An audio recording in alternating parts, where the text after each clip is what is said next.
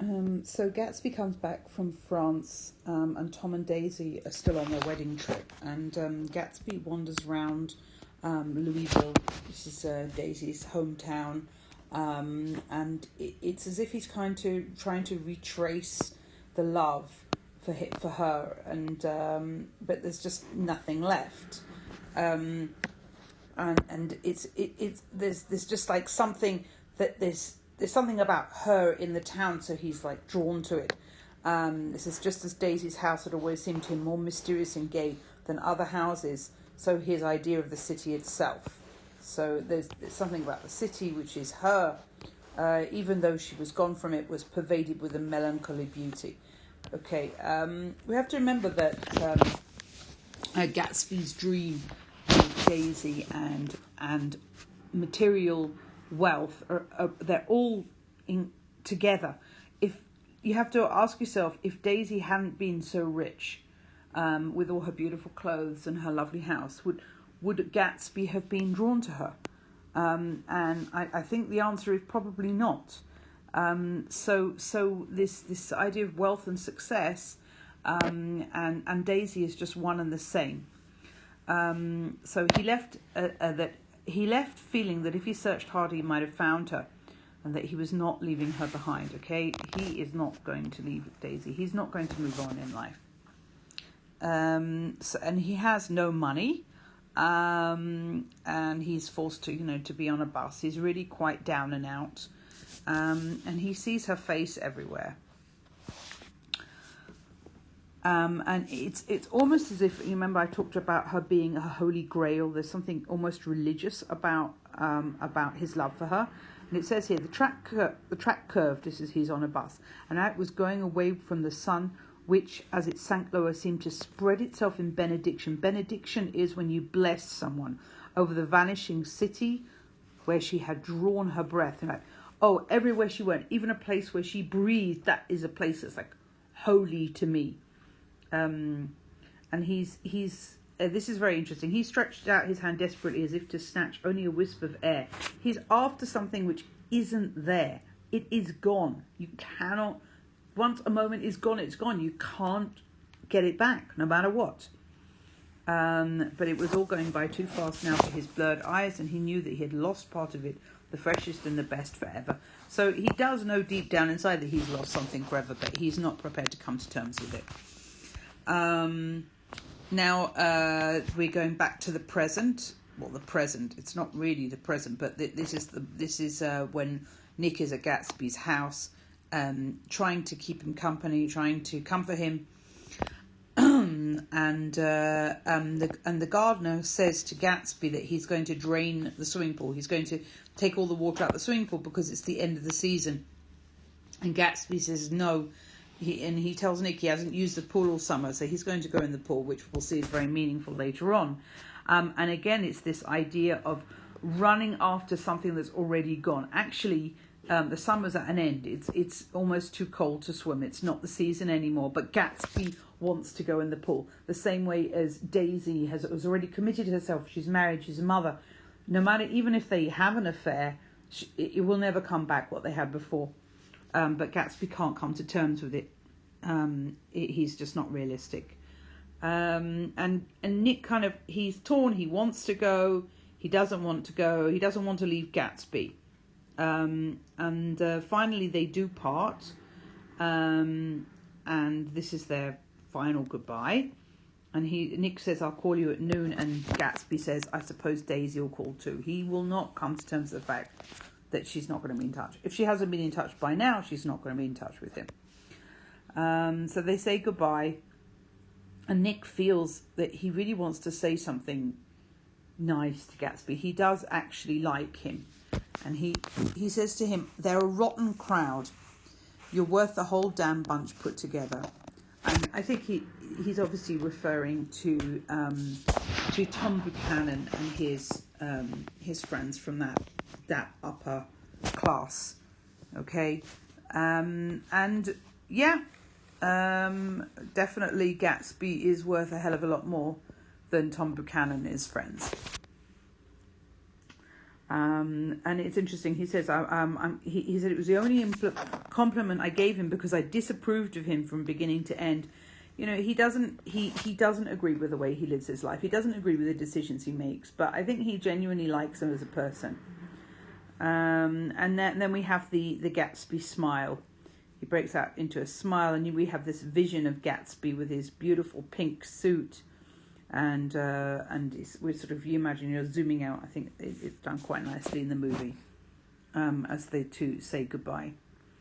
And it says, the lawn and drive had been crowded with the faces of those who guessed at his corruption. But he had stood there on those steps, conceding his incorruptible dream as he waved them goodbye. This is interesting. So even though his ways of getting the dream were not so great, were mushchatim, were corrupt, there's something about a dream, there's something about a longing that's very pure. Right? If you have something that you long for, it comes from a different place in you. Even if it's mistaken and it's illusion, it's still definitely a lot more pure than lying in deceit and all the stuff that goes into crime. He thanks him for his hospitality and tells him he enjoyed breakfast. And in the meantime, he goes into the city. He's unable to concentrate at all. And he has a conversation with Jordan Baker, and it's very interesting. I think at this point you realize that you can build a structure, but if it's not based on a good foundation, it will not survive. And that goes for relationships, that goes for how you live your life. And she's sort of wandering here and there. You know, she's left Daisy's house. She's going to Hempstead. She's going down to Southampton. Where is it? Southampton this afternoon. So she's trying to fit it in, and then she gets very annoyed with him. You weren't nice to me last night, because everything's about behaviour. How could it have mattered then? And then she says, however, I want to see you. And he says, I want to see you too. But they don't manage to fit themselves in. And then all of a sudden, I think they both realise that this relationship is just not going anywhere. We talked like that for a while, and then abruptly, that means suddenly, we weren't talking any longer. I don't know which of us hung up with a sharp click, but I know I didn't care. So all of a sudden he realises that, she is a superficial person. There's nothing's going to come out of this. I think there's also this idea that you have relationships that belong to a time and a place. Like, he was with her at the parties and they enjoyed the parties, but now when it's just him and her, there's really nothing between them at all. They have nothing in common.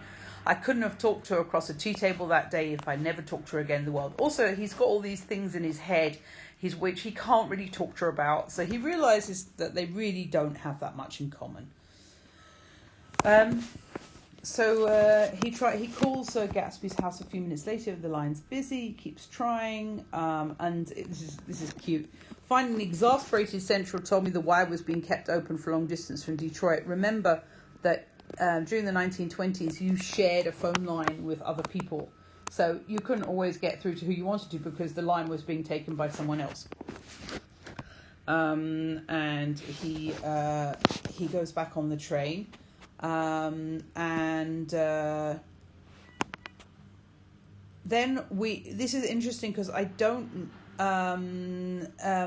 Nick was not, it doesn't seem that Nick was in the garage, but he tells the events in a lot of detail. So I don't know from whose point of view we're seeing it, but he builds up the story of Myrtle's husband, his her mourning husband who's grief stricken.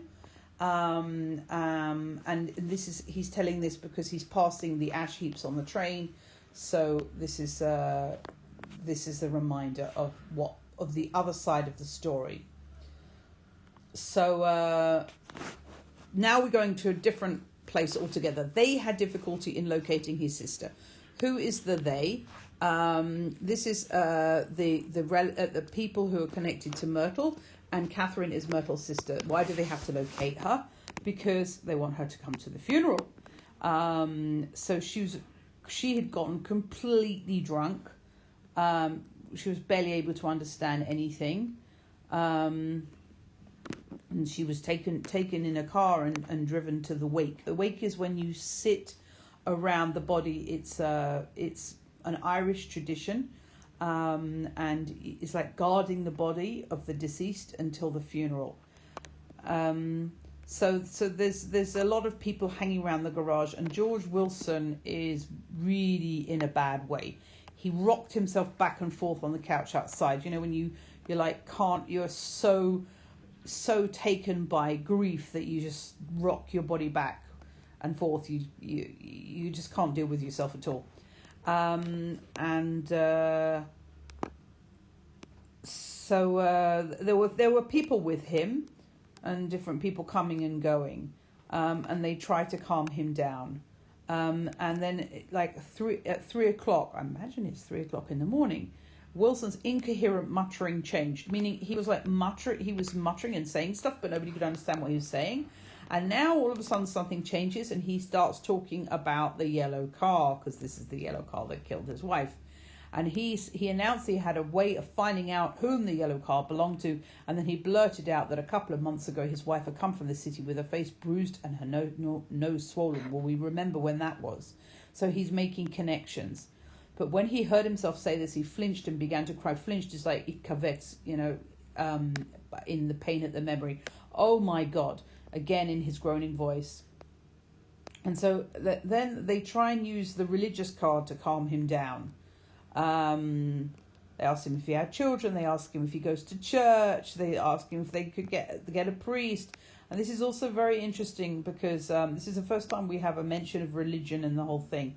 And we have to understand that the whole book is an attack on the on the excesses of the 1920s, the hedonism and the lack of morality that was going on. And we see it really represented in Gatsby's parties, where there is no God, there is no religion, there is no tradition, there's no anything.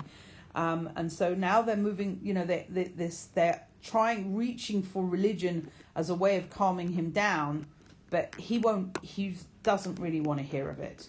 Then he changes the topic, and he says, look in the drawer there. He says, talk to one of the people, and they see this dog leash, an expensive dog leash made of leather and braided silver. Okay, and this dog leash is an indication that she is having an affair. This is a gift that he could never afford to give her. She tried to tell me about it, but I knew there was something funny. And then he says, yeah, she had it wrapped in tissue paper in the bureau. Michaelis didn't see anything odd in that. He gave Wilson a dozen reasons why his wife might have bought a dog leash, but conceivably Wilson had heard some of these explanations before, maybe from Myrtle, because he began saying, oh my God, in a whisper. His comforter left several explanations in the air. It's like, the more explanations you try and give for the reason why she's got this really expensive dog leash, the less convincing it is. And then Wilson says, then he killed her. Right, he puts two and two together, but it's not really two and two together because it's wrong. He sort of thinks to himself that the only plausible scenario is that that her lover killed her. He's asked who did, and he says, I have a way of finding out. And they all try and calm him down, and they say, don't do it now, you're under too much stress. But now he's got it in his head because he really is half crazy. And they try and convince him it was an accident. And he says, I know, but I'm one of the trusting fellas, and I don't think of any harm to nobody. But when I get to know a thing, I know it. It was the man in the car. She ran out to speak to him and he wouldn't stop, which is true.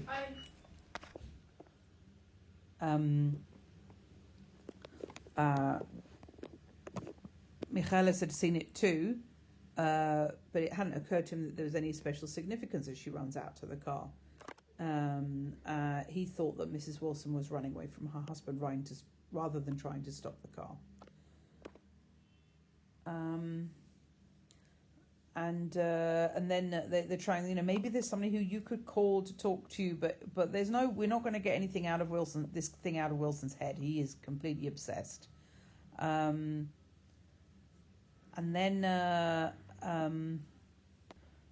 so Wilson looks outside and he looks at the ash heaps, and he says, I spoke to her and I told her she might fool me, but she couldn't fool God. I took her to the window.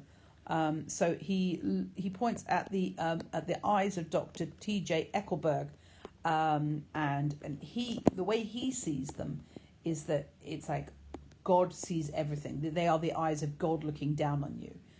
He says to his wife, "You may fool me, but you can't fool God." Okay, that there's always somebody watching. And Michaela says, "Well, that's an advertisement. You're seeing things where they aren't there."